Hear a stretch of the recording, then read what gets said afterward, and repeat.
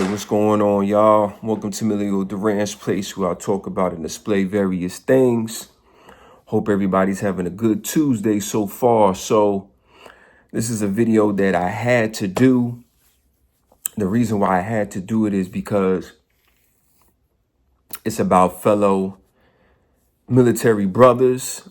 I am a veteran. I served in the United States military for 22 long years. All right. Let me show y'all my uniform. That's my uniform. My old school flak vest when I first came in. And that's my hat. All right. So I wanted to talk about this. And first of all, condolences to my brothers. They served their country well. And it's just a very sad situation, man. You serve your country. You try to do the best for you and your family and your country. And sometimes situations like this happen where you might go to war and you might lose a brother or sister in arms, or even during training events, exercise, you might lose somebody. So very sad. And I just wanted to bring this to the masses who don't know what's going on, right? So these were 4 soldiers stationed out of Fort Stewart. I live in Hinesville, Georgia, so Fort Stewart is literally 5 minutes away from where I live. Majority of my career as a soldier was on Fort Stewart. Okay. Just a terrible situation. So if you don't know about this situation, okay, this is from Fox 5 Atlanta. Shout out to Fox 5 Atlanta. So 4 soldiers were killed in Lithuania. All right. So this is the brief. I'm going to just give y'all the brief description. Okay. So 4 soldiers with the 3rd Infantry Division died with their armored recovery vehicle sank into a bog during a mission near Lithuania. So what they're saying is, because they look like they were like engineers. Okay, here's the picture. All right, so it looks like they were engineers and they were probably out there conducting training and, maybe building stuff, seeing the environment. I don't know what engineers really do, but that's what it looks like. So, okay, so it was a recovery operations. Recovery for them lasted nearly a week and involved hundreds of personnel, heavy machinery, and advanced drone technology. Okay, the Army is investigating the incident, which occurred while the unit was retrieving a broken down tactical vehicle.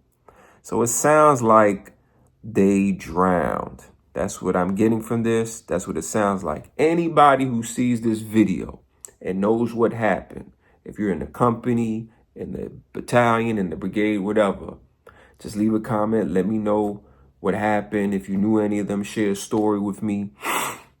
But I had to bring this to the masses, okay? So what we know, Staff Sergeant Troy S. Collins, okay, 28, of Battle Creek, Michigan. All right, condolences, has been confirmed as the final soldier recovered from the bog where an M880 A2 Hercules armored recovery vehicle sank during an early morning mission. So the vehicle sank. So I'm assuming they couldn't get out the vehicle while it was sinking. My goodness, that is tragic. That's so tragic, man. Could you imagine your vehicle sank and you can't?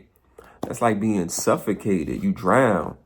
The other soldiers killed in the accident were identified as Staff Sergeant Jose Duenes Jr. Sorry if I messed that up. 25, of Illinois. Staff Sergeant Edvin Franco, 25, of Glendale, California, and PFC Dante Tiantano, 21. Sorry if I messed that up.